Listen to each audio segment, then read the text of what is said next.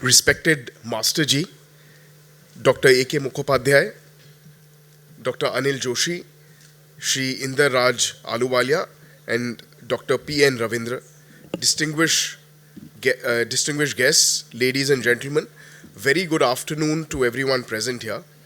It's my privilege to be here to share my thoughts on such a profound and fascinating topic, science in spirituality. At first glance, science and spirituality may seem as two completely separate domains, but science thrives on logic, evidence, whereas spirituality seeks purpose, connection, and transcendence. Yet, when we delve deeper, we find that the two are not contradictory but rather complementary. Together, they form a very holistic framework for understanding the world and our role within it. Consider, for instance, energy, a concept central to both science and spirituality. In physics, energy is the capacity to do work, the fundamental driver of all activity. In spirituality, energy symbolizes the force that animates life, the prana, chi, or the divine spark that connects all being. Both perspective emphasizes balance, sustainability, and most importantly, transformation. Today, as I represent the Kanoria Foundation as one of early investor into the energy sector more than 20 years back, I see a remarkable opportunity to draw inspiration from this intersection. Our mission in the power industry is not merely to generate electricity, but to eliminate lives and empower communities sustainably. This aligns beautifully with the spiritual principle of seva, selfless service for the greater good. Renewable energy, for instance, which is a very popular term now, embodies this harmony of science and spirituality very well. Harnessing the sun, the wind, the water resonates with the ancient wisdom of living in harmony with nature. The advancements in power technology, be it smart grids or energy storage, reflect humanity's ability to innovate responsibly while acknowledging the interconnectedness of all things. As we build energy systems of the future, let us remember the spiritual insight and that we are just custodians of this planet. Just as a lamp lights another without diminishing its own flame, so we can too share the energy and resources without depleting our collective strength. We are very excited, we're extremely excited to hear our most distinguished speakers in our next session, comprising of some of the best and most popular minds and names in the field of science and spirituality. So please join me in welcoming all of them with a warm round of applause. Thank you very much.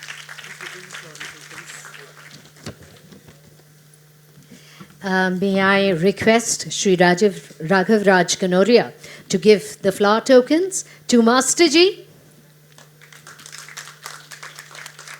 to Dr. A.K. Mukhopadhyay, to Dr. Anil Joshi,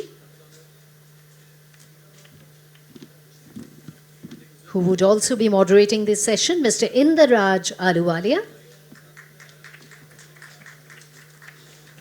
and Dr. P.N. Ravindra. Thank you. And now it's over to Dr. Anil Joshi.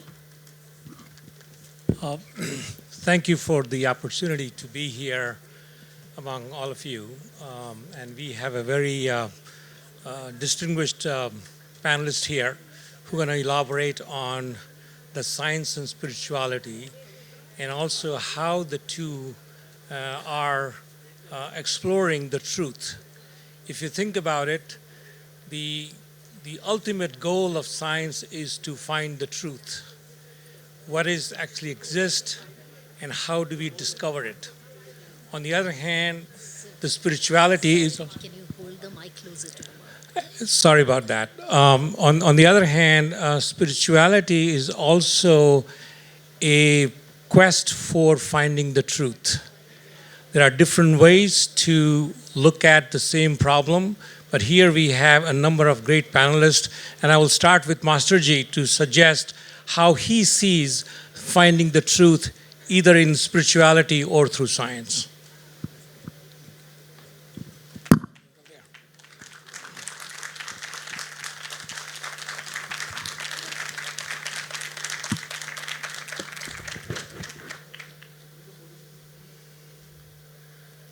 respected Hari Prasad ji and his full garden of all spiritual, because I met in the interval with all the family, like a complete garden of spirituality is here.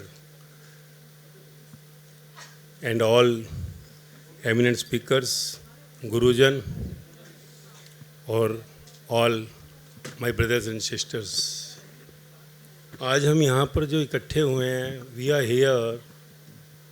आज subject जो है बहुत अच्छा है. As I was in the last year in Hyderabad GS where global spiritual Mahotsav was there. वहाँ spirituality की बात हुई. There was all the world spiritual masters were called, and religious too. So there I said at the last in my speech that this is the beginning. This is the beginning. And this all what flow is going on, आज जैसे बताया कि शुरू में राष्ट्रपति आए, उन्होंने कहा कि इस देश में या संसार में बिजनेस करने वाले बहुत लोग हैं, बड़े बड़े बिजनेसमैन हैं दुनिया में, जहाँ पूरा का पूरा बिजनेस का प्रचंड माया का प्रचंड रूप है, पर उसमें कोई विरला exceptions comes for the nucleus. Nucleus means spirituality, spirit. आज कहा जैसे science and spirituality. Science is the game and spirituality is to make the game, play the game and end the game. तो हम आज जैसे लिखा है हमारा कंटिन्यूसली जो हरिप्रसाद जी चला रहे हैं ये इतने सालों सेशन, कि humanity to power and power to spirituality. Human हम कैसे हुए? How we are human. This body when came out of the mother womb was dead. जैसी नाभि से कट किया, डेड हो गया. Energy what come inside we say the spirit. Spirit comes we say बच्चे का जन्म हुआ. And the same spirit when withdraws from the body, हम इसको कहते हैं डेथ हुआ. But there is no birth, no death. Spirit goes, it is birth. Spirit comes out, is the death. Means the main nucleus is spirit, otherwise no game. And when spirit comes inside, the game of power starts. कि कोई doctor बनता है, कोई chartered accountant बनता है, कोई minister बनता है, कोई स्टार बनता है, कोई बिजनेसमैन बनता है, and something something something in the world. And that power comes, and like the inside power I said is the spirit, outside power is all this powers. And this game when goes, in this game we are so much involved that we do not know that I am nowhere in the game. This is the game, already fixed game. Fixed. With the spirit inside, there is a chip comes inside, that is called destiny, luck, नसीब, भाग्य. अब ये भाग्य जो है, destiny, नसीब कैसे बना? 9 महीने माँ के गर्भ से एक भिखारी का बच्चा पैदा हो रहा है, एक शाहूकार के यहाँ पैदा होता है, कोई हार्ट में होल लेकर आ रहा है, कोई ब्लाइंड है. ये क्या खेल है? At the last in the death, चाहे वो भिखारी का बच्चा है, या शाहूकार है, मिनिस्टर है, या चपरासी है, ऑफिसर है, डॉक्टर है, इंजीनियर है, साइंटिस्ट है, सब उसी मिट्टी में चले जाते हैं. और मिट्टी एक के ऊपर एक, भिखारी के ऊपर सेठ हो, अफसर के ऊपर चपरासी हो, मिनिस्टर के ऊपर चपरासी हो, सब एक ही जगह राख हो रहे हैं. So what is this game of play? So this game of play, if you understand, you enjoy the game. You enjoy the game. Like if you purchase an instrument of 2 lakh rupees, why you give 2 lakh rupees? Because there are qualities in that instrument. Likewise, this instrument, what we have, this body, have the qualities. That quality makes us something. I am the doctor, I am scientist, I am minister, I live in America, I am Japanese, I am this, I am that. That spirit is the main source which makes you to come in this world, to move. And at last, when spirit comes out, you are no more. You goes to the minus. उठाने के भी पैसे लगेंगे, जलाने के भी पैसे लगेंगे, and after graveyard or cremation ground, nobody is remembering you. Over. आज देखिए, जैसे आज ही के दिन मैसेज मिला कल रात को कि कि मनमोहन सिंह जी प्राइम मिनिस्टर रहे, big chair gone, spirit withdraw कर गया, क्या हुआ? बॉडी वही है, same body. That what we say the prime minister Manmohan Singh, but the inside spirit comes out, हमने कहा डेथ. तो passenger in the body has gone from that body to the other body or somewhere back home. Back home is God home. Creation comes from the Creator. And who is the Creator? We are the Creator. How? You see in this Yuga, Buddha, Mahavira, Jesus, Muhammad, Kabir, Farid, Guru Nanak Dev, Ram Paramahansa, Sai Baba, Meera Bai, Sehjo Bai, Lalla Bai, Lao Tse, Socrates and Vivekananda and so on. All these people were born like you and me. And there is a date of their enlightenment. Buddha says Nirvana at the age of 35. Mahavira at the Kaivalya at the age of 42. Guru Nanak Dev at the age of 36. And likewise, all. So, what is this all around? अगर हम इसे समझ जाएं कि गीता में लिखा स्थिति प्रज्ञा हो गया. So once you understand about this instrument, who am I, what the game is it of my mind? Am I having a special mind? No. There is no special mind, it is searched out. And if there is no special mind, then what the game is? So this is what one has to know. That is the game played, already sent to this earth, will be departed. So this whole game, हमने सुना Ram Leela, Krishna Leela. Leela is going on. This is all experienced by all these godly personalities to whom we say the spiritual master. They experienced it. And when they experienced, they said in the words that came in the form of spiritual epics. We said Buddha, Dhampad, Mahavir ke Vani, Guru Nanak Dev, Guru Granth Sahib, Jesus Bible, Muhammad Sahib Quran, and all Upanishads, Srimad Bhagavad Gita. All these are same. They have said about this spirituality, that what you are, where you were before the birth, where will you be after the death. So this is what we have to understand. I am very happy that spirituality is becoming so important now, because now the things are going out of the hand. आज 16 साल पहले जब मुझे experience हुआ इस जीवन के ज्ञान का, when I experienced, all my lines, all my words is my experience. That is all. That is darshan of Gita, Guru Granth Sahib, Bible, Quran, Dhampad. So मैं पहले जब मिला 16 साल पहले, I experimented on the thousands to the lakh people around the world. And only 1 year back in December 2023, I thought of giving to the world, making the mission 800 crore to reach to the last person on this earth. जो आज मैं आपके सामने हूँ, और बड़ा अच्छा अवसर मिला. और साइंस एंड स्पिरिचुअलिटी, अभी all India institute of medical science Delhi के अंदर मेरा 15-20 दिन पहले मीट आउट था. वहाँ पर हम 120 लोगों के साथ बैठे हुए थे. And now they have decided on 15 of January to make a big event of science and spirituality.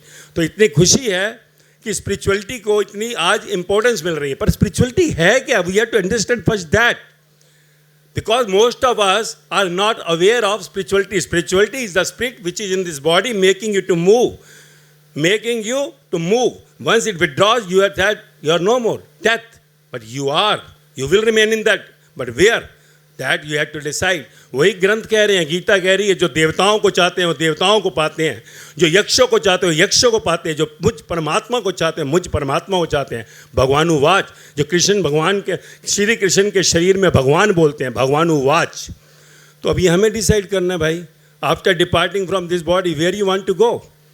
तो कहा, once you understand this game, you are happy all the time. Happiness. That why I am saying, again, experimented on the 1,000 to the lakh in the world. और उसमें सबका अनुभव है. आज 10 साल के बच्चे से 80 साल की दादी नाच रहे हैं, डांसिंग. कितने बच्चे हमारे जो उनसे हैं जो डिप्रेशन की ओर चल गए, क्योंकि मेरा मेन यही देखा कि all youths are going to isolation, depression, suicidal thought. जैसे बताया कि सुसाइड कर रहे हैं. क्यों सुसाइड कर रहे हैं? क्योंकि मालूम ही नहीं है. अगर ये मेरा माइक नहीं है, मैं इसे फेंक दूँ तो अभी मेरे को हरिप्रसाद जाएंगे, ये क्या करे भाई? अगर मेरा खुद का होता मैं तोड़ दूँ, कौन पूछ रहा है? सो दिस बॉडी, अगर शरीर से वो स्पिरिट बाहर जाती है तो पूरी दुनिया की दौलत देकर कोई 1 मिनट नहीं जिंदगी का देगा, 1 minute. So this is invaluable body. जब ये मेरा है ही नहीं, सिर के बाल से पाँव के नखून तक मेरा कुछ भी नहीं है भाई, कि मैं कहूँ मैंने आँख पेरिस से खरीदा, या दिमाग मेरा बहुत तेज है मैं लंदन से खरीद के लाया हूँ या न्यूयॉर्क से खरीदा है. You have nothing of your. How can you destroy this body? अगर आप इसे मार देंगे, that all spiritual epics are saying you'll go through the 84 to 84 lakh birth and death cycle. That is what बंदर जो कहा डार्विन ने 99% DNA matches with your inside software. Now science had proved it. वो तो जो धर्म spiritual masters थे Buddha Mahavir Guru Nanak Dev and all already said कि कहीं पेड़ पहाड़ कीड़ा मकोड़ा पंछी जानवर बनेगा. So this is what nothing to do ये करें वो करें nothing just understand yourself. The moment you understand yourself you will come to know it is my role. मैंने मांगा था ये मेरी माँ हो मेरा पिता हो मेरी वाइफ हो ये मेरा हस्बैंड हो ये मेरे बच्चे हों. I want to be officer businessman I want to chartered accountant I want to be minister. It is not your brain but you ask for it. Attachment to the desire जो ग्रंथ कह रहे हैं क्या कह रहे हैं आसक्ति रखिए इच्छा में. That's why what you are today. So play the role. जैसे कि कैमरे के आगे शाहरुख का करिश्मा कपूर अगर रोल प्ले कर रहे हैं हस्बैंड वाइफ का डॉक्टर बनता है इंजीनियर बन जाता है मिनिस्टर बन जाता है थोड़ी. So that is what once you understand you don't get attachment inside, you play your role outside. You ask for it. Play your role in a beautiful way. Go with the flow. जैसे कि actor actress कर रहा है. So जब आप ये समझ जाते हैं तो फिर life become blissful. That is what I experienced and now applied on the thousands to the lakh worldwide in last 16 years before coming to public platform. तो मैं इतना ही कहूँगा spirituality means spirit जो आपके अंदर है जिसके कारण आप बैठे हुए हैं सुन रहे हैं. जिस दिन वो बाहर आता है that is called death but there is no death no birth. You are just transferring from this body to other that your choice कि आगे कहाँ जाना है. सो सबसे इम्पोर्टेंट है कि our thoughts are the main engine. अगर आज मेडिटेशन की बहुत बात होती है thoughts are the engine and once you see the thoughts they are going so company कहते हैं ना as the company so the colour. So company of the good thoughts will take you to the good side.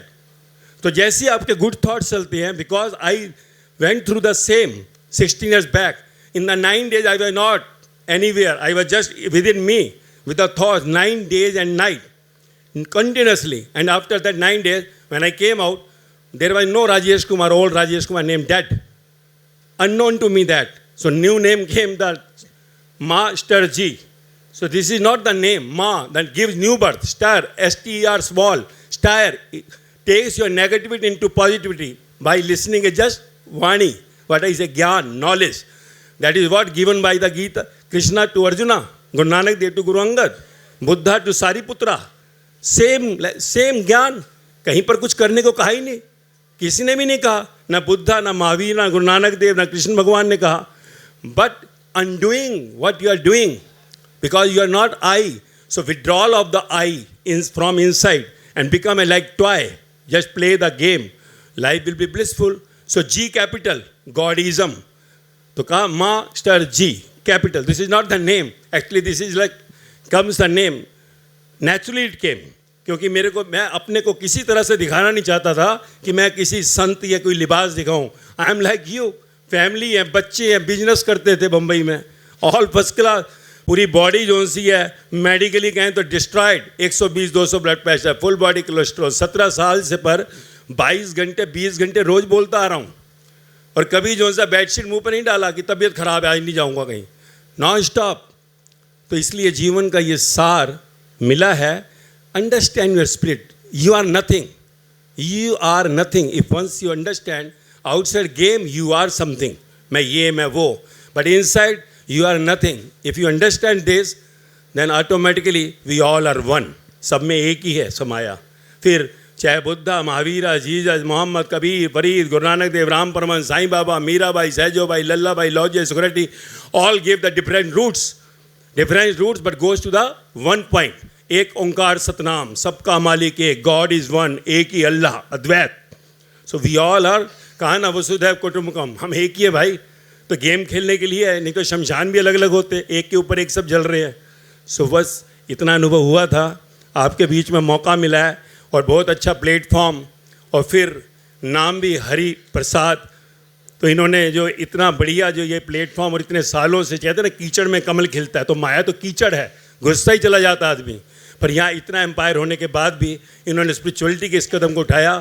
So I am really thankful because it will be useful for the youth to come जो depression में जा रहे हैं. Because हमें बचाना होगा नौजवान को. और मैंने अप्लाई किया हज़ारों नौजवानों पर and I came to the conclusion सब आज मौज में है मेरे यहाँ कि जिन्होंने भी जीवन को समझा इंस्ट्रूमेंट का ज्ञान लिया, they are happily enjoying the life, nothing else, not doing in my way. कुछ नहीं करना है और कुछ छोड़ना भी नहीं है, सिर्फ समझना है. Just understand, life will be blissful. That's all. Thank you.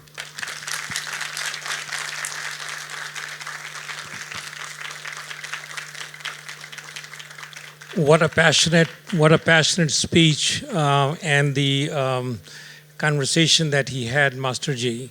And I think, what he was talking about, the spirit, other people talk about the consciousness. So if you think about it, it is kind of the consciousness that never dies, that never is born, and that's how I think we have been defining the spirituality either. So with that, I will actually expect... yeah. Okay. Absolutely. Yeah, so we will actually run a video of Master Ji that will give another glimpse of what he has been doing.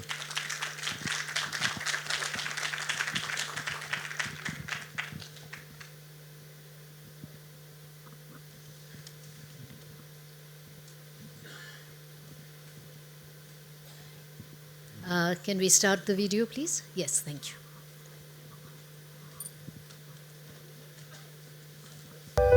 A motivational life guide who transformed the lives of thousands with the power of his spiritual lectures.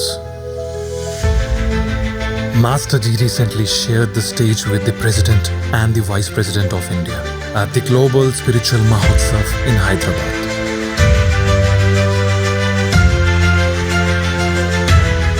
Master Ji has graced over 150 educational and professional institutes with his divine knowledge.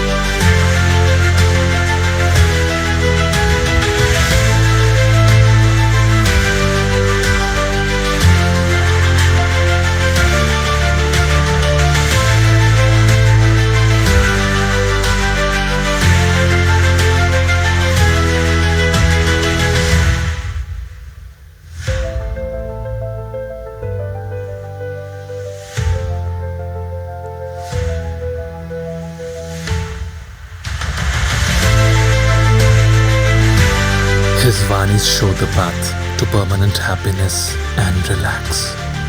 Master Ji's mission 800 crore and mission to help youth overcome depression are now steadily revolutionizing the society. तू अगर मेरे साथ है, तुझे घर मिले ना मिले, गाड़ी मिले ना मिले, बैंक बैलेंस बढ़े ना बढ़े, तेरे शरीर में कोई भी बीमारियां हों, मैं तेरे को दुखी नहीं होने दूंगा. ये तेरे को वारंटी नहीं, गारंटी है. तुझे दुखी नहीं होने दूंगा तेरी जिंदगी में. Presenting to you, Master Ji.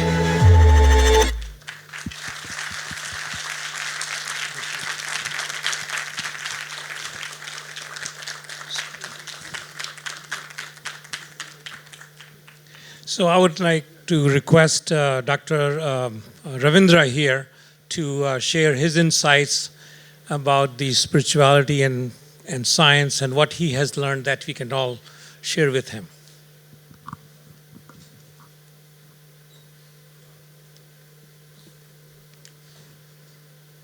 Namaste and good afternoon.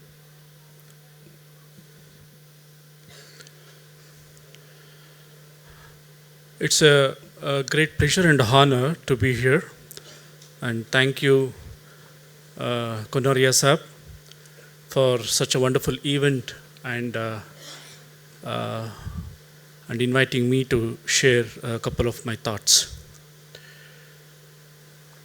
I'm from NIMHANS. NIMHANS is National Institute for Mental Health and Neurosciences, one of the only institute in the country which has been in the field of mental health and neurosciences and have been involved in a lot of policy making related to the mental health in our country. And at NIMHANS, we have what is called a Center for Consciousness Studies, which is the only center in the country where we are trying to evaluate, try to understand the various meditation practices that is present in our country, what are the common and what are the differences, and how actually it can really impact the brain and body and its implications on common mental health disorders like anxiety, depression, and various other things. So coming from the, say, completely from a neuroscience background, and definitely when I want to speak, I have to speak of brain and how it can really bring about changes in the brain when we lead a disciplined spiritual life. 3 important concepts which I want to give it to you. Number 1, the concept is called as neuroplasticity. Neuroplasticity is the concept where you can change the structure and the function of your brain networks the way you need. That is very important. Every thought that comes to my mind has an impression on my neural network. Swami Vivekananda, in his Raj Yoga book, he beautifully mentions this particular concept, and he says, you think your brain is a lump of soft tissue and a needle as a thought, and every thought that you make, you have an impression on the lump. Similarly, every thought that comes to me, to my mind, whether it is negative, positive, neutral, or it is a holistic spiritual thought, it has an impression on my neural network. So I can trace my path, right, in my neural network, and depending on what is a thought pattern that I consciously and deliberately cultivate and repeat on in my mind. So all the spiritual practices, all the meditation practices, which is very common, is that, okay, it gives us the skill, how is that, okay, we can come out of our spontaneous negative thoughts. I'm very cautiously telling these words as consciously, that is, it is a spontaneous negative thoughts. Now, what do you mean by spontaneous negative thought? All our negative thoughts, Harishad Vargas that we say, Kama, Krodha, Lobha, Moha, Mada, Matsar, it doesn't need any conscious effort. It's spontaneous, it comes. When I want to become an angry, it is very spontaneous. If I want to become jealous, it is spontaneous. But on the contrary, if I want to control my anger, if I want to reduce my jealousy, if I want to build upon a well-being, it is an effort that is needed. Therefore, anything that is positive, it needs a skill. Unless until you don't put your effort to that skillful thing, right, your negativity is not going to come down and your positivity is not going to increase. So therefore, in our brain, we have what is called cortical structures, that is especially your prefrontal cortex, that is there just behind your forehead, which is the most primary seat for your neuroplasticity changes to happen.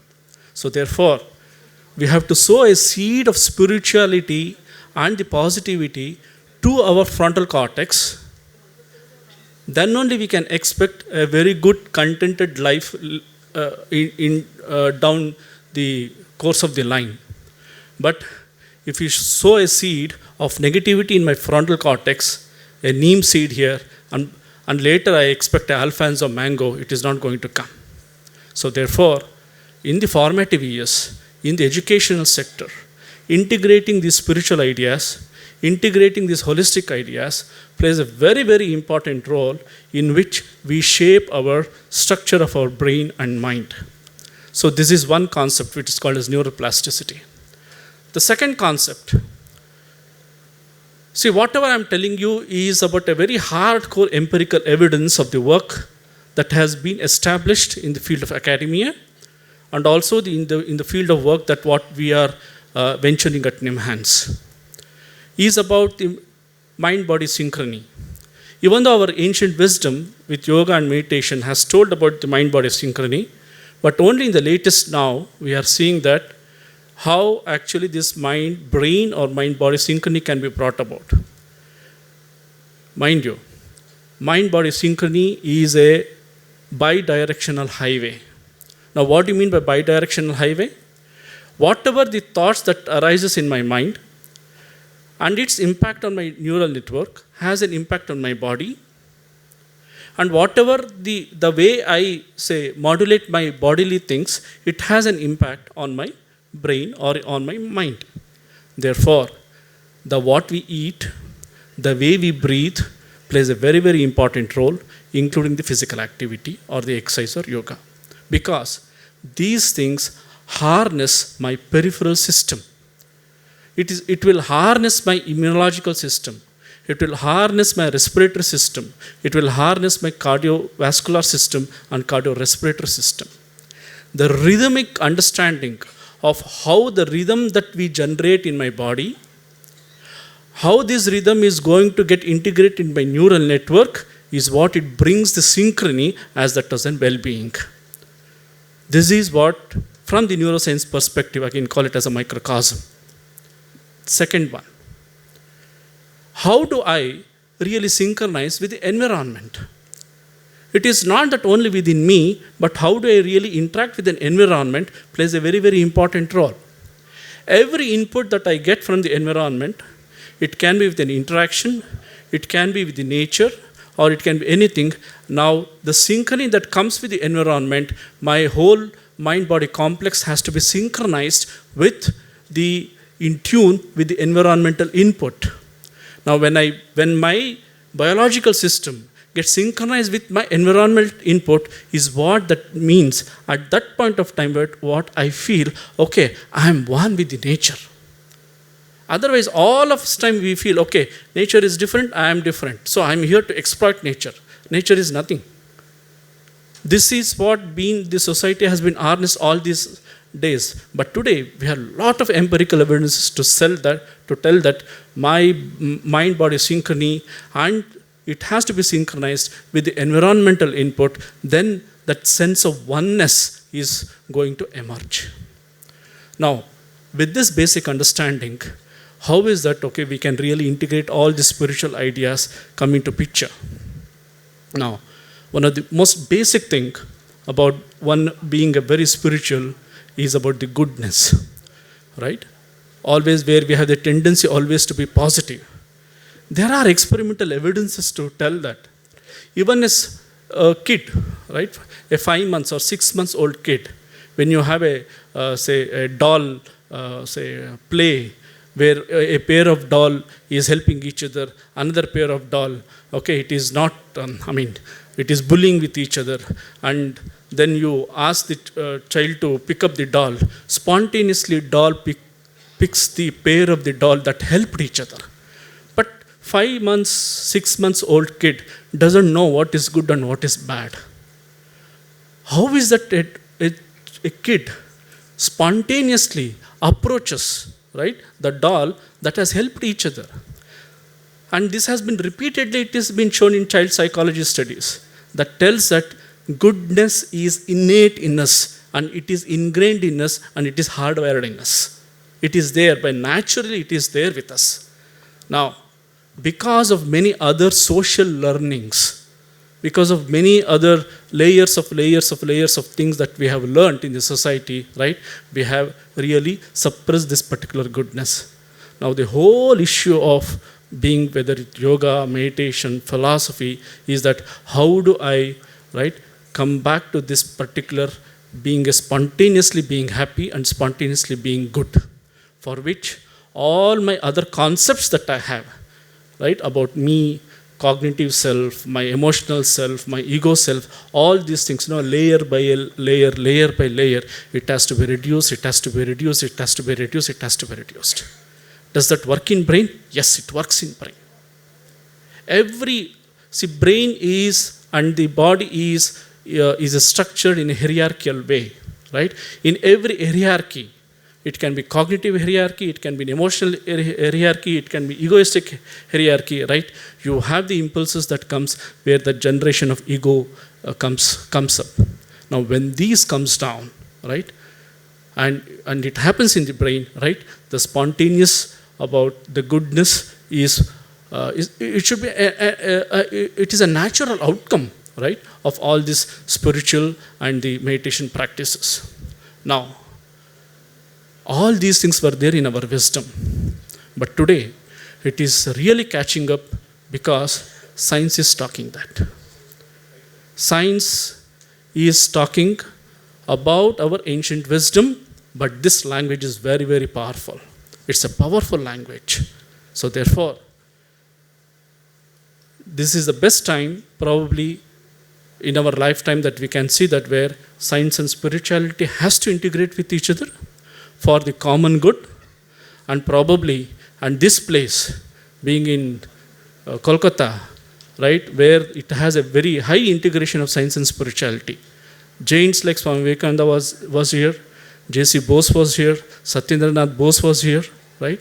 Rabindranath Tagore was here, where you have that culture of integrating both science and spirituality, and probably I think this that vibes is there in this particular place. I'm sure that Konoria Foundation is taking the advantage of those vibes that is present in Calcutta and bringing about arranging, say, these meetings. But I also have a humble request for Konoria Foundation that there is something else beyond to do. There is something else really beyond to do where your science and spirituality, it has to be integrated, right? And it's only with the mutual help with the people of science, people with philanthropy, they come on the same stage, they mutually help each other, then probably, right, our wisdom of our philosophy and wisdom of yoga and meditation can really reach to the greater heights, for which the Center for Consciousness Studies at NIMHANS is also going in that particular direction, and we are looking forward for all the collaborations. Whomever who wants to be with us, we can have a discussions. Thank you very much. May I ask you a question, please? You talked about when the kids actually are born novice, they have all the innate goodness about them. But as they grow up, they actually pick up on things like jealousy, competitiveness, greed, and others. And we have seen it, this is what is actually happening in the society mostly. Why these kids, as they grow up, do not pick up the good things, collaboration, helping others, service to others. Why that is not happening? Why the negative environment is actually more overwhelming to them rather than the good things about life, what our innate, which is kind of the honesty and moral values. All of us, we know, rather than the innate things, what we imbibe, say, in our personality, and that shapes our behavior, mind, and brain, is what we learn from the society. And we have created that society. We have created the society of competitiveness rather than the cooperativeness. And when the child goes to a school, it is always the comparison and the competition, not on the cooperation. And from there it starts. So, and gradually it builds up, and as it goes on from primary to secondary to school to society to business to other things, it continues it's in the same way. So, at the end of the day, it is a collective think, a social collective think. It can be from the sense of from the family, the value system of the family. How a family can really bring about these values is at the core. Unless until we don't really strengthen the good family value system, probably these things, and the second one, it should be our educational system. If these two are really, taken in these directions, I'm sure, Because, see, I'll tell you, we have done couple of, say, survey works, right, where the kids who are working in Gurukula, kids who are working in the other say, schools, they are entirely different. Their behavior is different, the way they look at their life is different, and their philosophy of life is different, so also their brain is different. So it all boils down, what is the environment that we really create for these kids at the home and at the school, and especially in these formative years. Thank you. So now I would like to invite Dr. Mukhopadhyay to come to the dais and share his insights.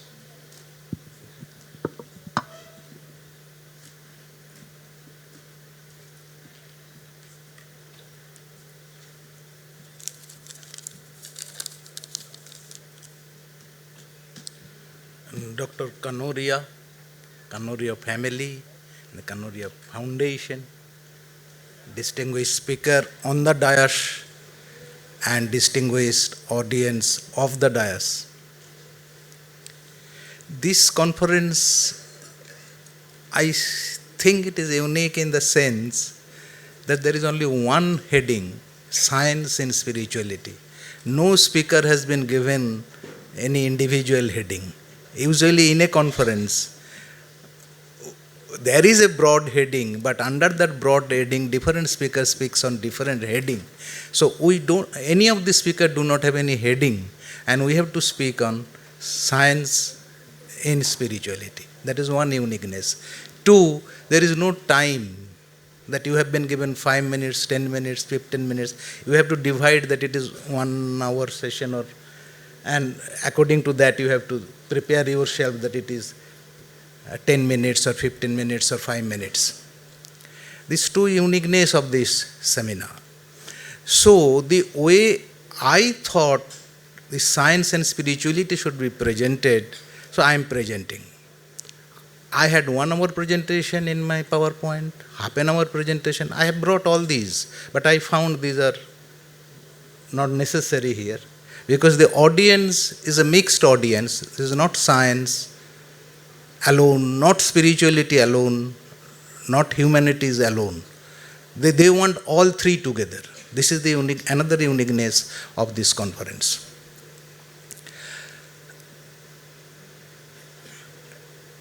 Science investigates nature. Spirituality investigates nature of consciousness. And mysticism investigates consciousness itself. So we distinguish these three: science, spirituality, and mysticism. Now, the present science has reached its limit. It works under three constants. Einstein constant, that nothing can move faster than light. Planck's constant, that 10 to the power minus 32, 10 to the power minus 47. This is the limit of the time and space sense. Planck's constant. And entropy barrier, nothing can cross this entropy barrier. These are the limits of present science. I am not telling this is the eternal limits of investigation. Now, Einstein's constant exclude simultaneity of the events. Planck's constant excludes continuity of the event. And entropy barrier excludes identity of the events. But in spiritualism, as well as in mysticism, there are events which are simultaneous, continuous, and identical. So when we are talking of science in spirituality, methodically when we go about it, we have to be cautious about these things. Now, three theories of the material science, that is the theory of relativity, theory of quantum physics, and theory of quantum failed theory. Every theory has a problem. They are not problemless. So it is never thinks that with all these theories of science, we will be able to explain spirituality. Science is going in its own way. Spirituality has its own way that I am coming to. And mysticism has its own way. There are links that has to be found out, not yet found out. Science says so, spirituality says it is all same. It is not at this time. This construction is not complete. I have been working since 1985 on this, and I am working on it.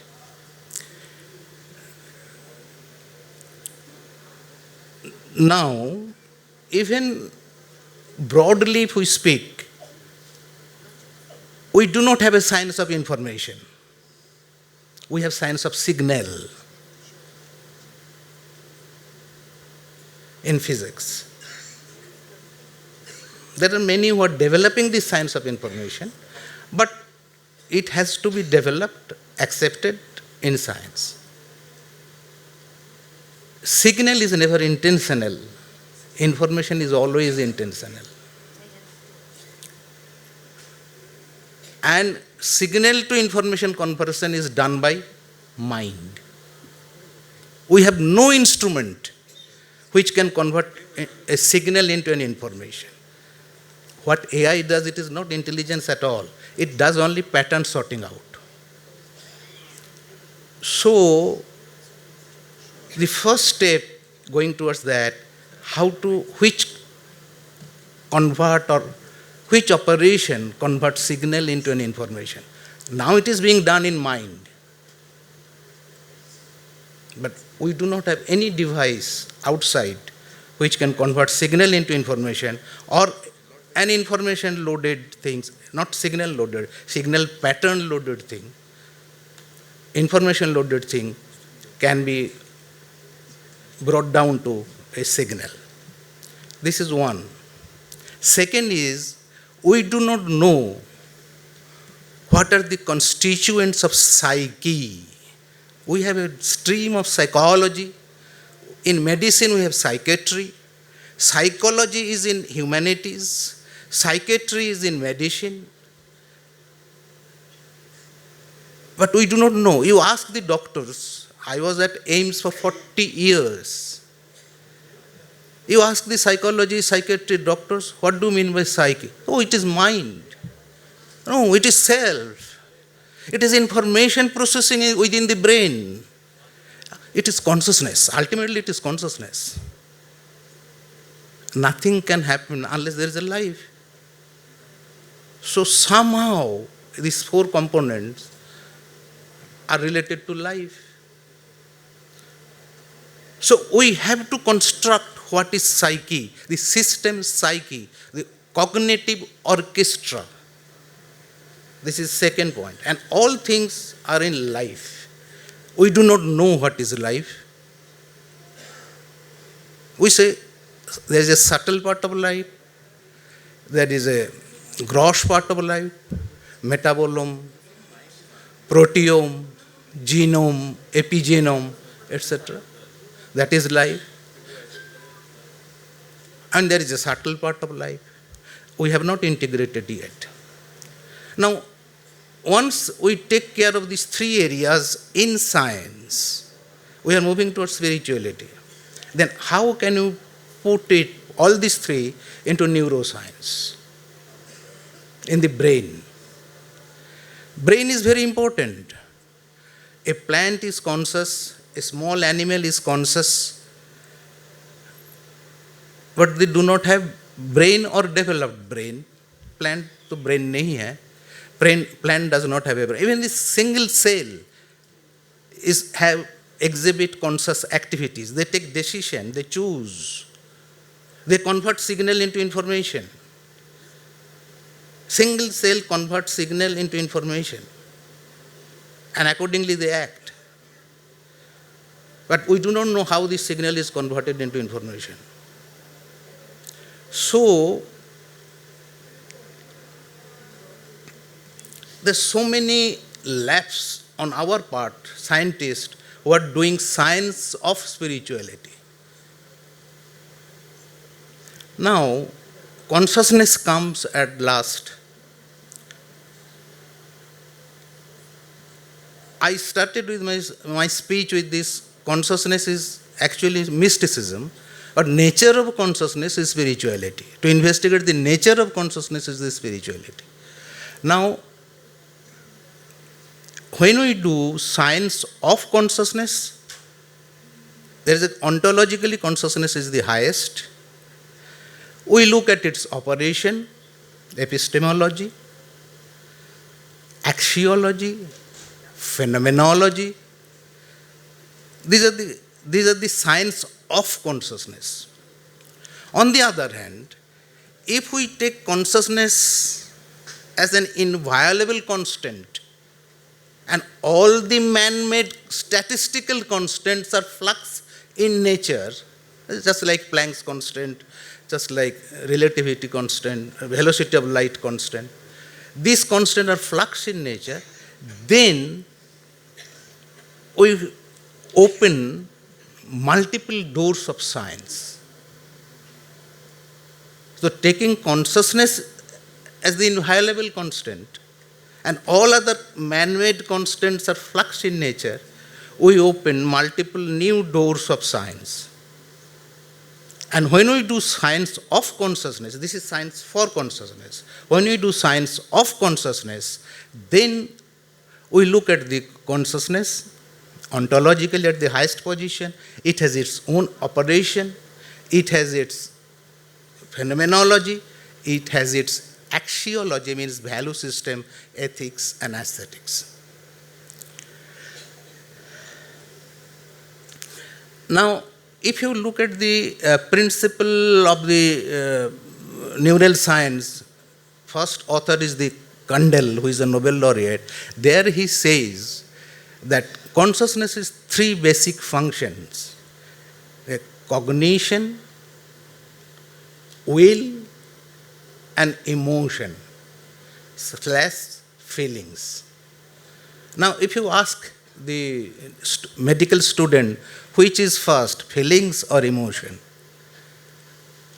those who have spiritual bent of mind, they will say feelings is the first and emotion is its reaction. Many students have said to me that no, emotional reaction is the first and that creates the feelings. So that depends on the who is on the science side, who is on the spirituality side. Even a single cell has emotion. A macrophage, a phagocyte, a bacteria has entered. Macrophage wants to phagocytose it, engulf it. But when asbestos fiber has come inside in the lung, in an asbestos farm worker, macrophage cannot engulf that asbestos fiber.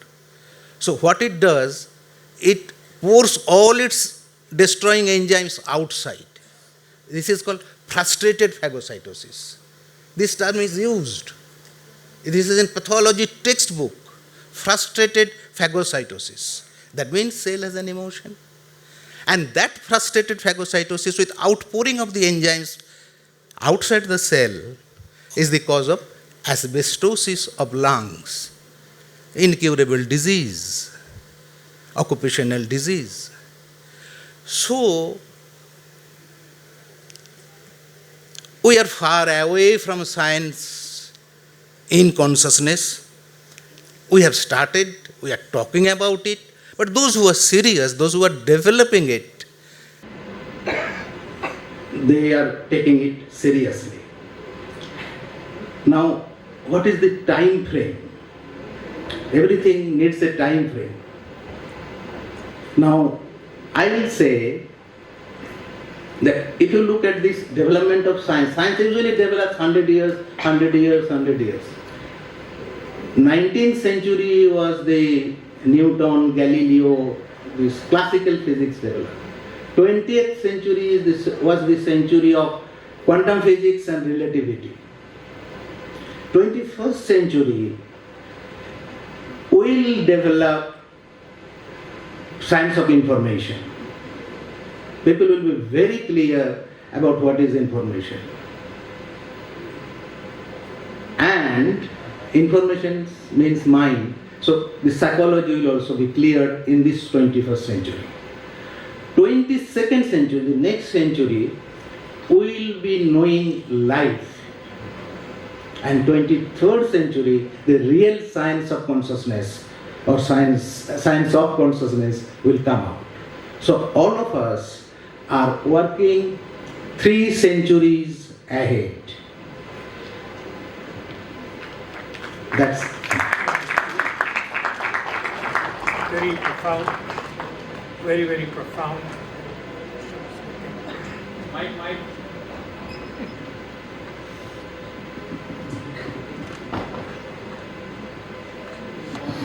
Hello, yeah. So very profound elaboration of how science is thinking about the consciousness, right? And I think you would agree that David Chalmers' word about the hard problem of consciousness. So you have these in the brain, the electromechanical signals, electrochemical signals. But from those signals, how the consciousness arises, how you feel pain and pleasure, there is a gap between the two. And nobody actually has been able to identify what is that connection between those.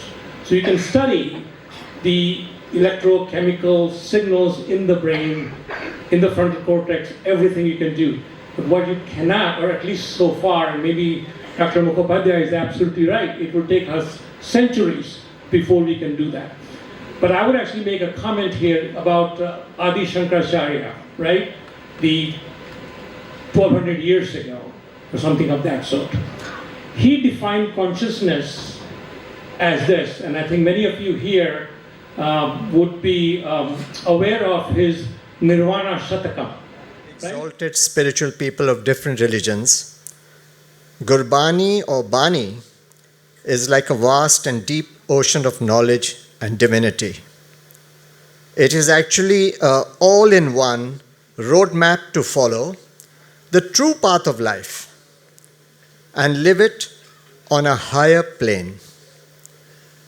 Very significantly, because of what it teaches, Gurbani is also a great teacher, a great healer, and the ultimate stress buster. Now, what stress buster means differs from person to person. What stress is differs from person to person. The Bani is also a sort of a self-help doctor. It provides the diagnosis, the prescription, and the treatment. And I believe it provides a cure. So why is this so? Why do these religious scriptures have such a profound calming and healing effect on us? Is there a secret? I don't think so. Is there some rocket science? I don't think so. Though the Gurbani has a lot of science, there's no rocket science. It is now generally believed around the world that certain thought and behavior patterns have a profound effect on our mental and physical health.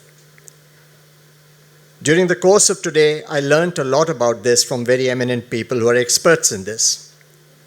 A positive attitude, a giving nature, and kindness are considered very effective health tools. The spiritually rich Gurbani possesses all these attributes and 1,000 others. Its universal message and profound appeal apart, it promotes general welfare through love and selfless devotional service to humanity. Another subject that I heard a lot today. It espouses love, forgiveness, and generosity, among other virtues. These are exactly the virtues that transport us into a positive frame of mind and treat and heal us. These are exactly the virtues which can make the world a better place for all of us. Coexistence, Everybody talks about coexistence today. Awal Allah Noor Upaya, Kudrat ke sab bande. Regardless of our caste or creed, we are all children of God. Guru Nanak Dev had actually said, Na main Hindu, na main Musalman, hum sab hain Kudrat ke bache, or Kudrat ke bande. That was his way of being totally and 100% secular. Gurbani advocates coexistence like nothing else. The message is live and let live. This is the only way to live. This is the best way to engender peace and harmony. Two things the world needs very badly today. We've talked about two wars that are going on today. And of course, we have to talk about them because they are going on. They're still there. The Bani makes us feel calm, content, and good. It gives us a sense of fulfillment. Being benevolent. The Bani extols the virtues of being benevolent. The example of being benevolent and kind was set by the Sikh Gurus themselves in exemplary fashion. They dispersed kindness throughout their lives, and the level of their sacrifice is perhaps unparalleled in world history. Accepting divinity, acceptance. The sermon is clear. Accept the will of God Almighty. He is the creator. He is the provider. He is the friend, philosopher, and guide. He is the complete healer, not just the healer. Not only does he heal us, he teaches us to self-heal.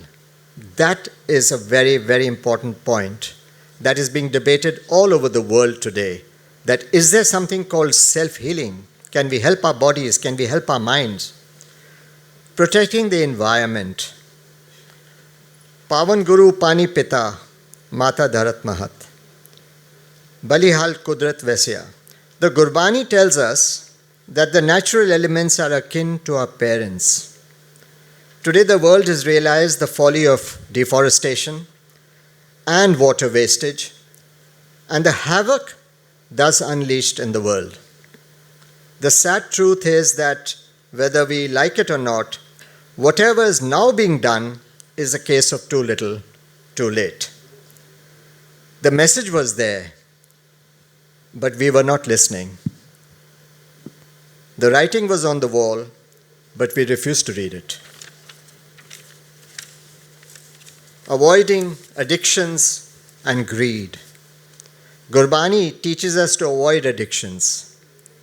Why does it emphasize on addictions? Because every religion has said that addictions lead to waste and eventual decay.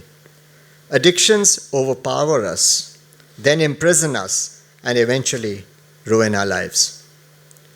Greed is a vice that leads to evil thoughts and actions. Everybody accepts that in the world. Avoiding these has a calming effect on us.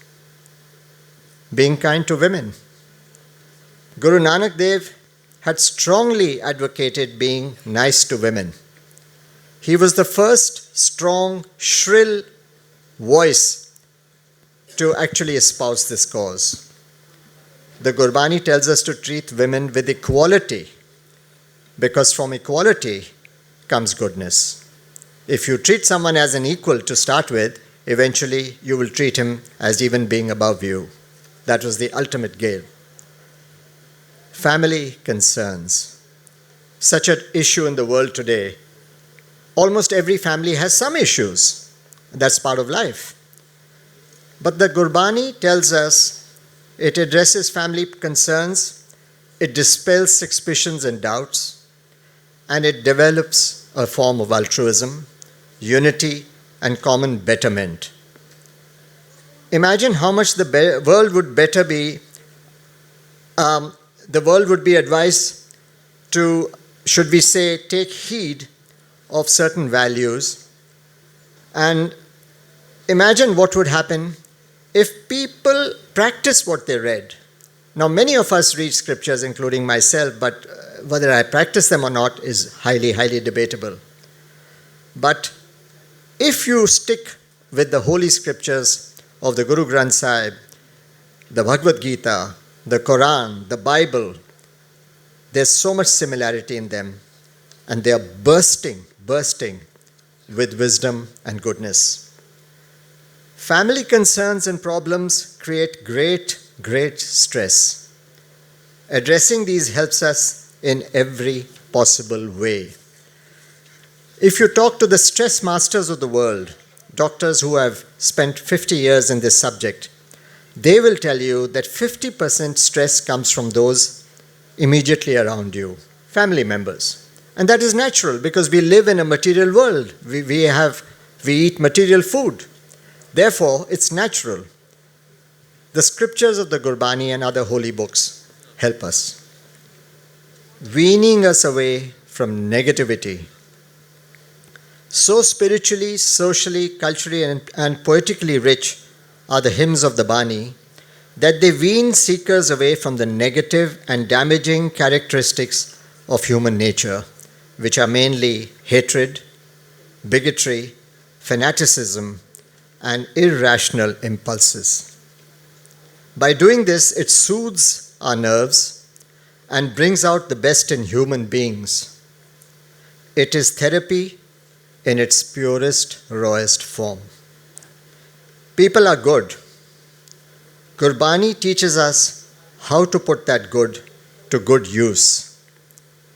We must never ever believe that people are bad or that everyone is bad, because fundamentally, it is no doubt that people are good. How to channelize that good for the good of mankind and womankind is the trick. And that is what the holy books teach us. Understanding ourselves.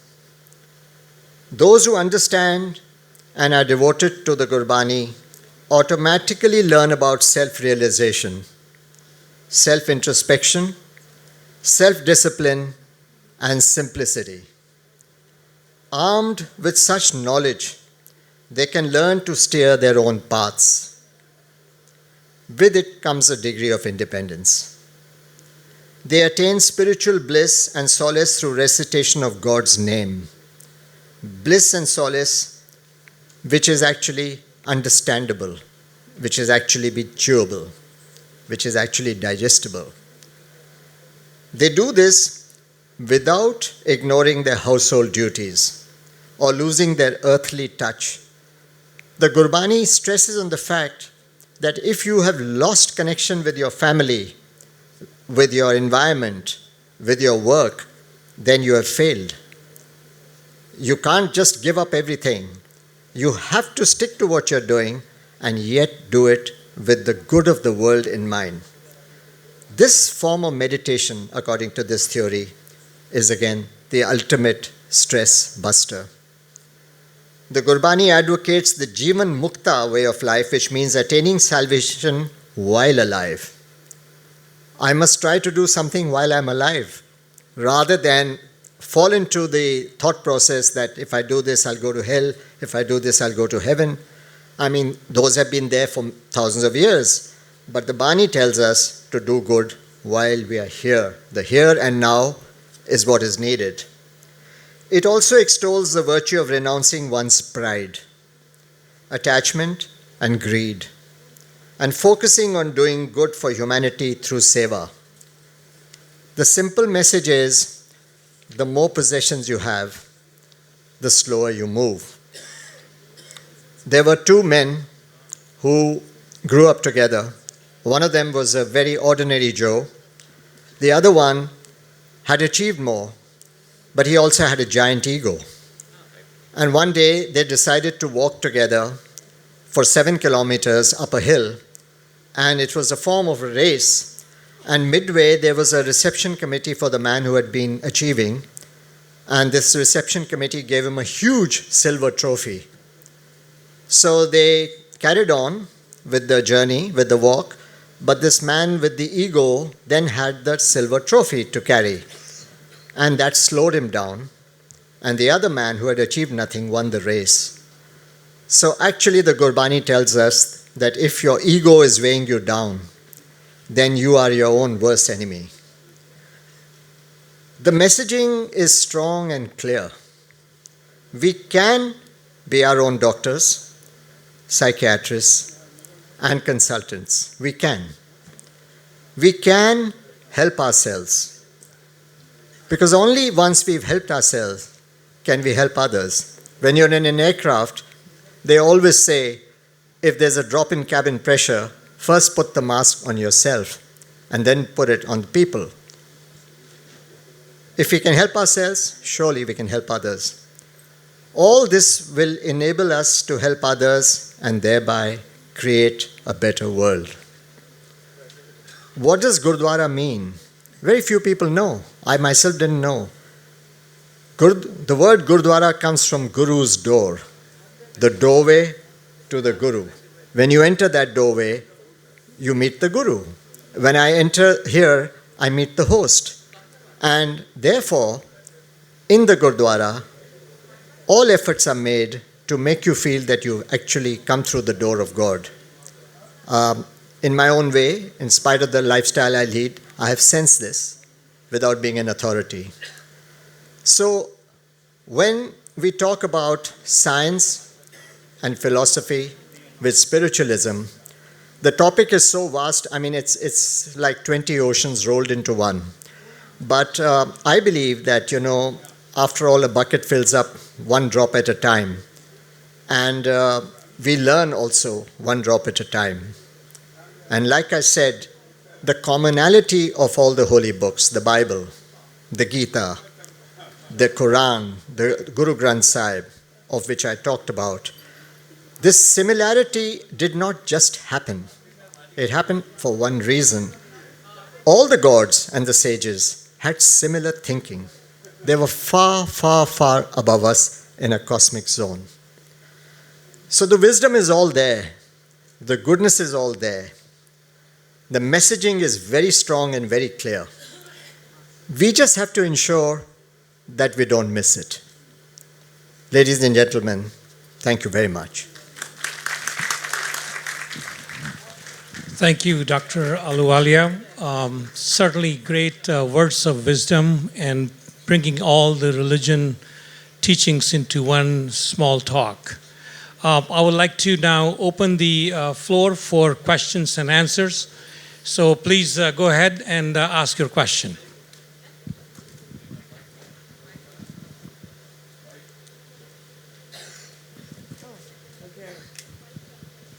Good afternoon. My question is for Dr. Ravindra. I'm very intrigued with your presentation or speech today, and thank you for sharing some scientific findings. You mentioned that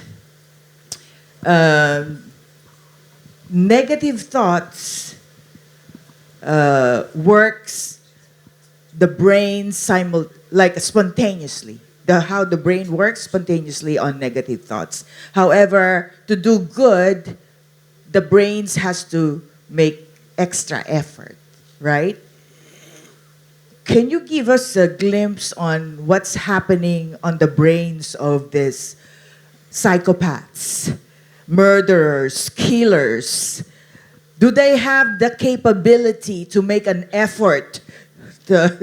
Are their frontal lobe or front cortex working or not? And to follow-up question, those people who decide to have wars all over the world, what kind of brains do they have? Now,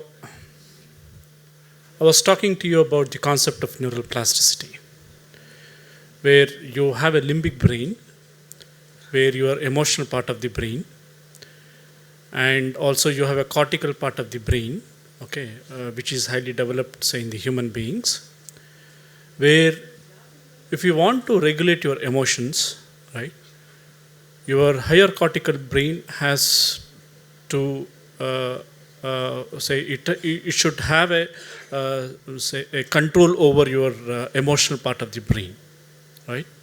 Now,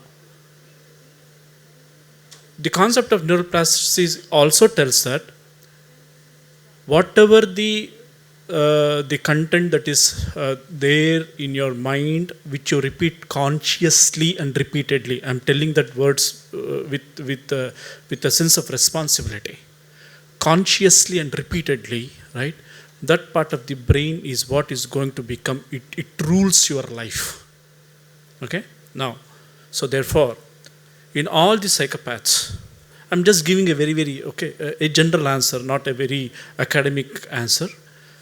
In all the psychopaths, one important thing, it is there is that they don't have a regulatory control, on their emotions, on the lower emotions. Why it is not there?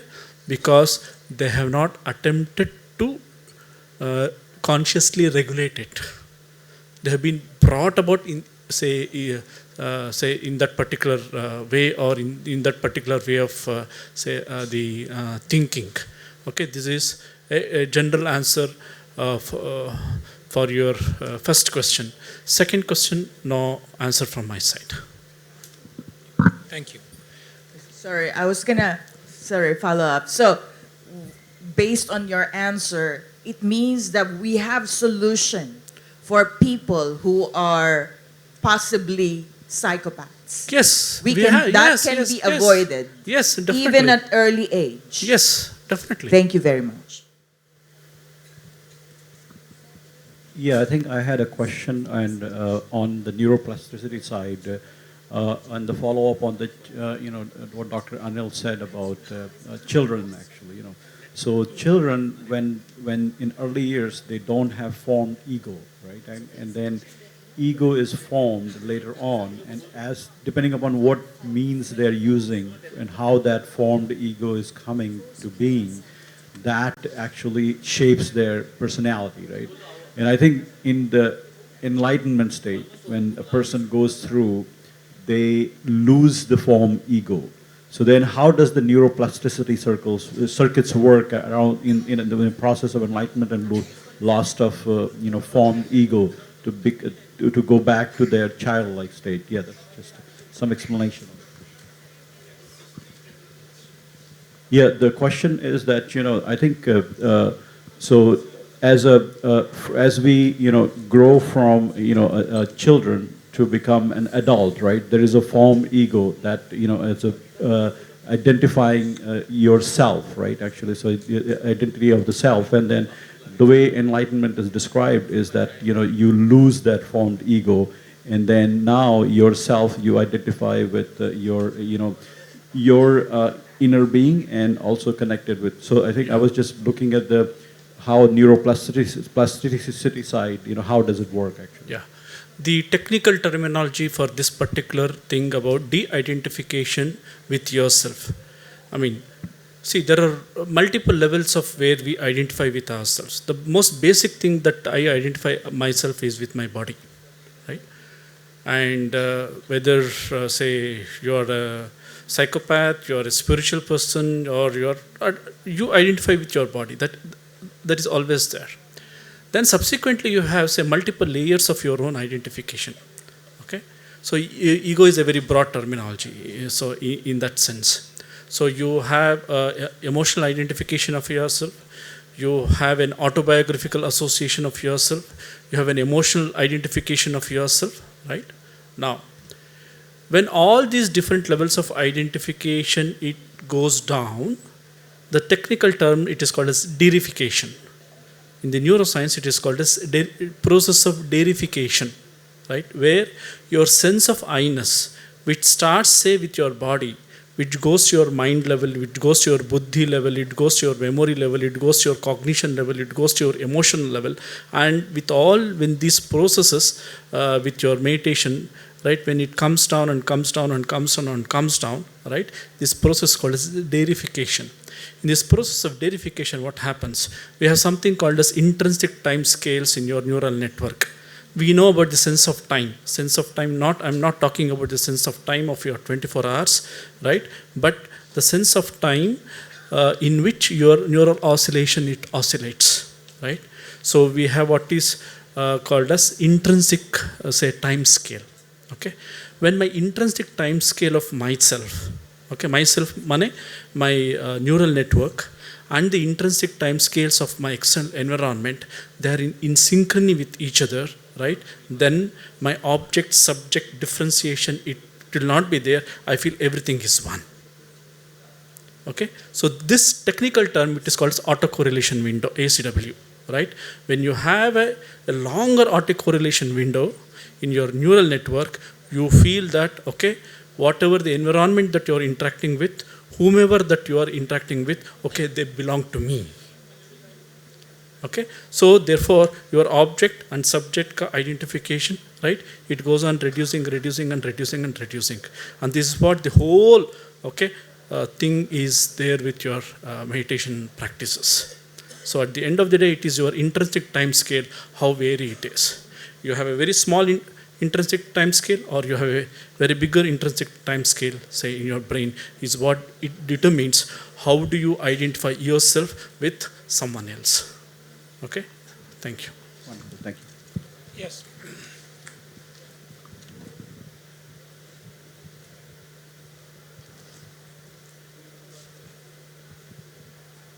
Good evening, sir. Thank you very much for your enlightening talk, and especially giving the scientific perspective of the question asked by ma'am. My question pertains to the similar question as asked by ma'am. Especially my question is with the Master Ji. Often we have been hearing in your Vanis, you have already told कि अगर मुझे, like ma'am also asked, कि give me the 10 worst people, worst criminals, as ma'am told out, psychopaths, murderers. How are you going to improve them with your Vanis? Often we have heard in your lectures the same question which ma'am asked, sir told कि that answer is not there. I would like to ask the Master Ji कि कैसे Master Ji आपकी वाणी से कैसे, how can you bring the change in the mentality of those psychopaths who are willing to go to any extent?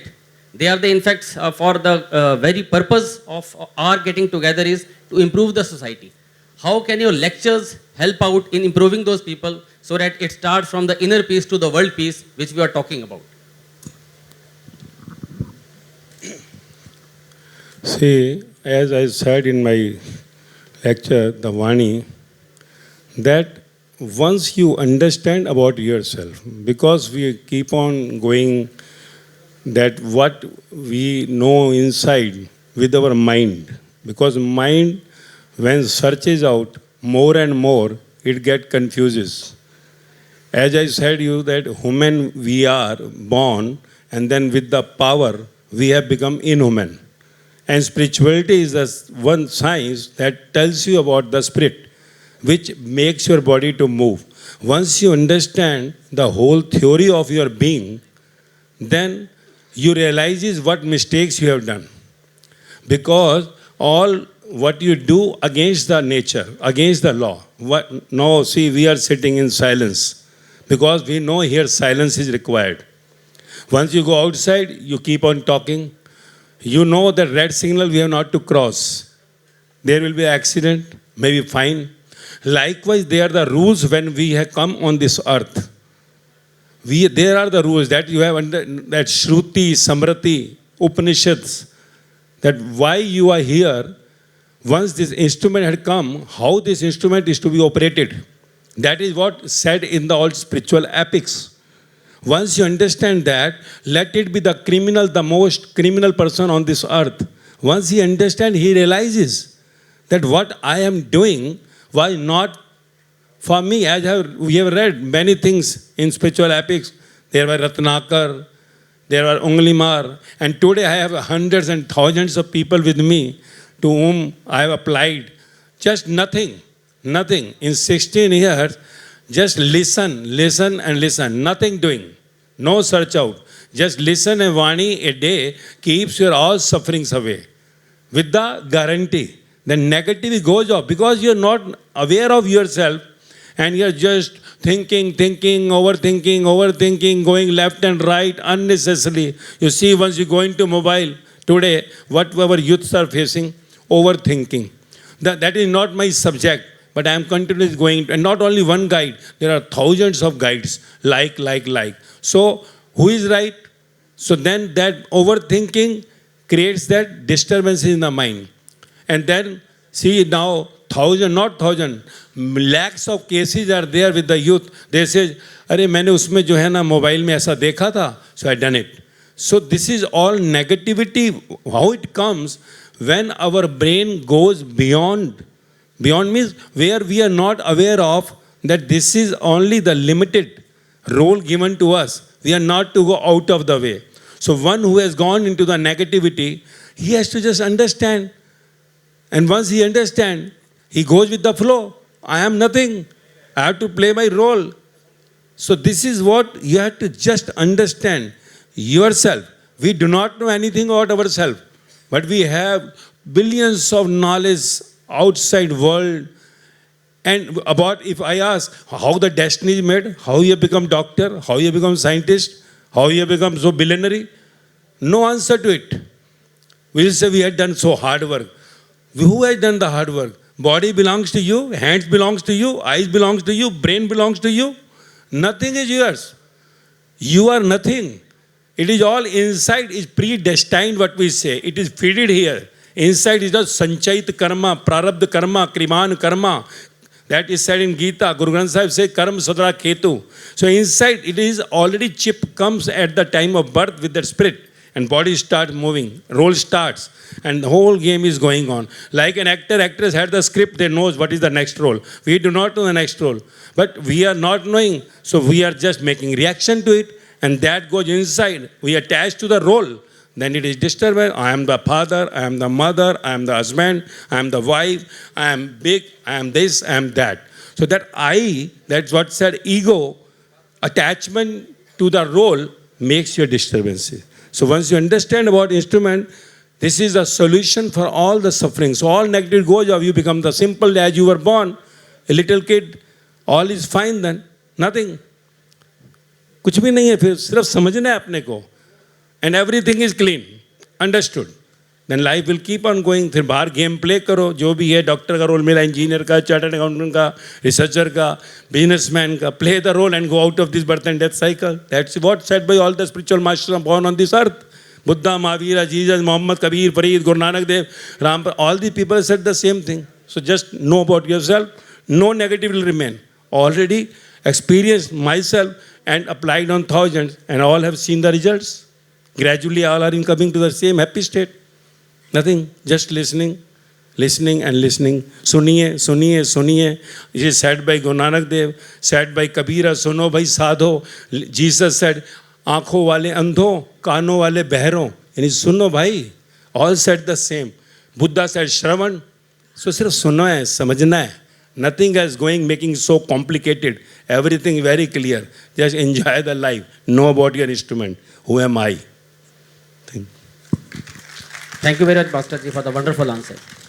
So I think we will conclude here this session, and I would like to thank everyone on the panel to kind of contributing from what their experiences have been in this area, and we are delighted that we had this esteemed panel with us. So over to you, ma'am.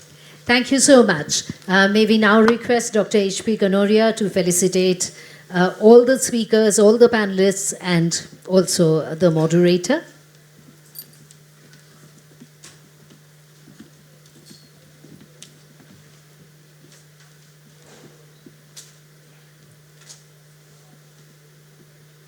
Master Ji.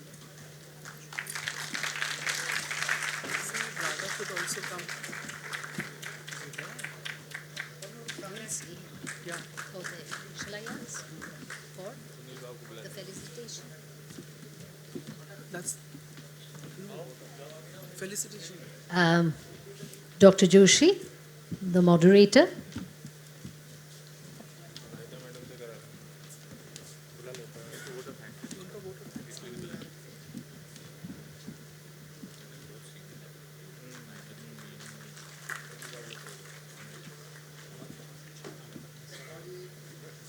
Dr. P.N. Ravindra.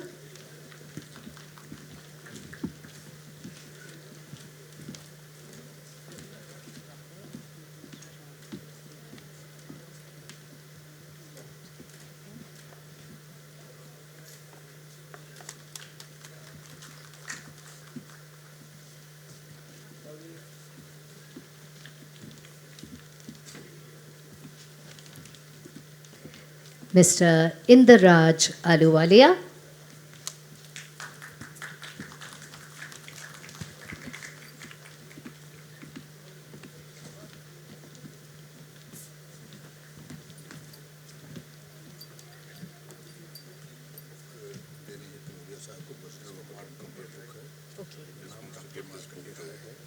Right. I'll just announce.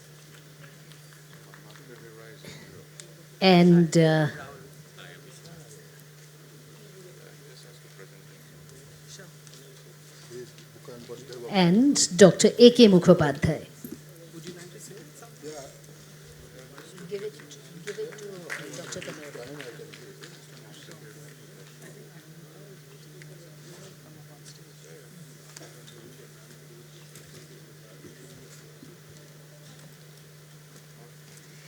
And before I invite Anahita Kanoria to make the closing remarks and propose the vote of thanks, Shri Markande Rai would like to present a book to Dr. H.P. Kanoria. Sir, can you come forward?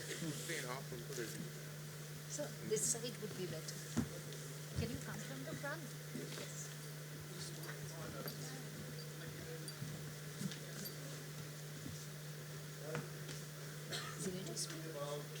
Yeah, can I give you the mic one second?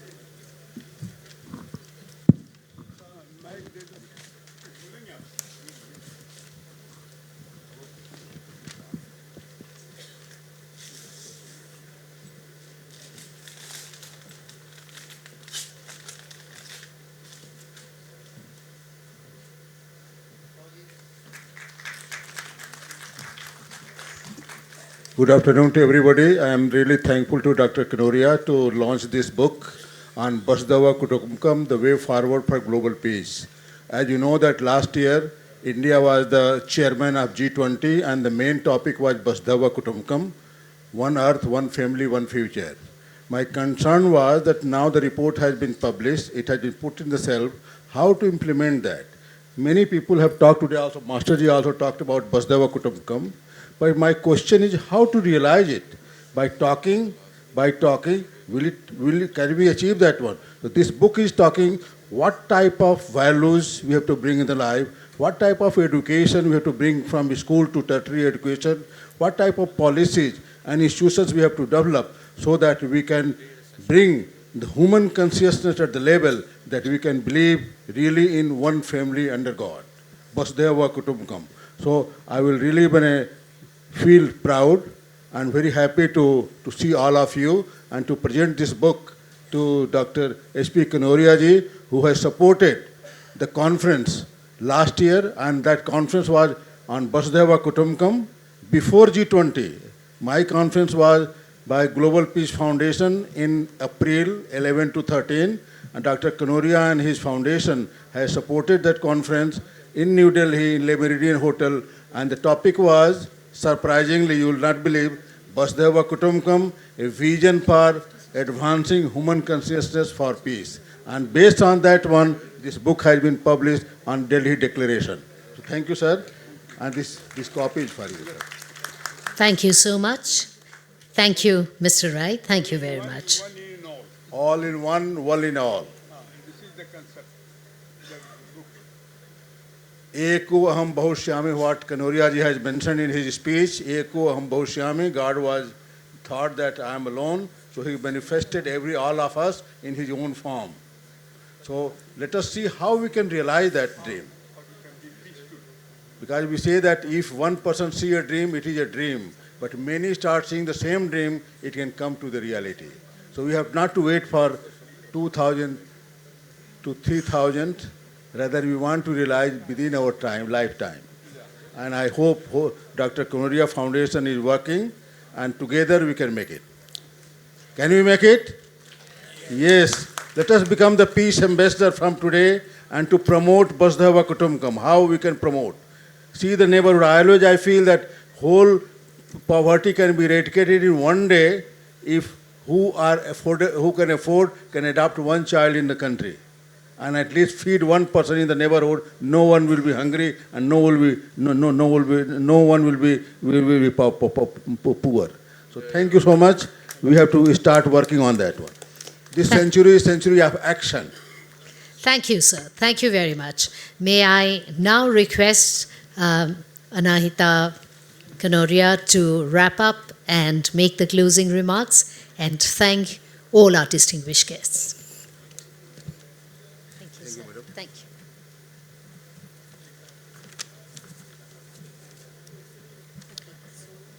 Good evening, everyone. It's a pleasure to stand before you, and it's truly an honor to stand in front of all the speakers for being here today. I would like to, give a heartfelt thank you to all the speakers for being here and sharing their wisdom with us today. Today, we have explored a deep connection between the body, mind, and soul. And we've also learned how interconnected we all are, not just as an individuals, but as an infinite energy that binds us all. On behalf of Kanoria family, once again, I would like to thank all the speakers for sharing their wisdoms. I would also like to acknowledge my grandfather, would like to put a special acknowledgement for him for organizing this Confluence, for Mr. H.P. Kanoria, Dr. H.P. Kanoria. And I would like to, thank him for, inviting speakers and all the guests from all over the world for just like with the shared purpose of bringing awareness, improving lives, and spreading happiness. His vision of spreading spirituality has united us all. Today's session reminds me of the power of spirituality and in this fast-paced environment. Simple practices like meditation and gratitude has transformed my mind personally by bringing peace, positivity, and joy to my life and those around me. I have learned that happiness and gratitude are connected. Practices like meditation has also helped me a lot in my personal life. I would say grateful people are happy and happy people are grateful.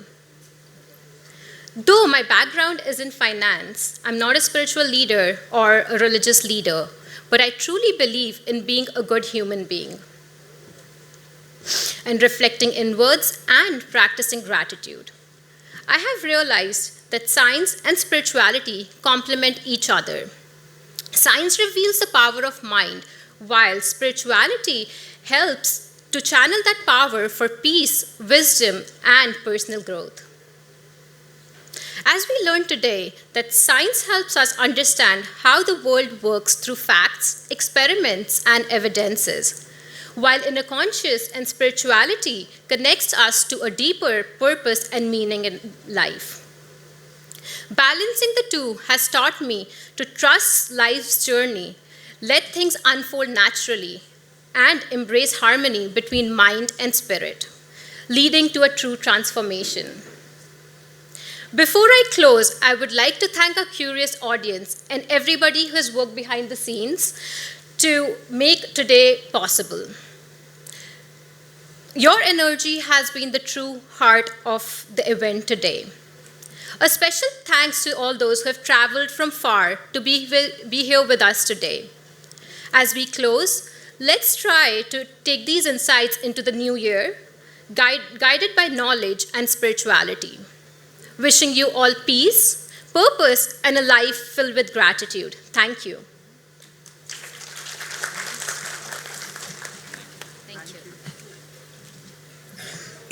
Thank you so much. With that, we close today's session.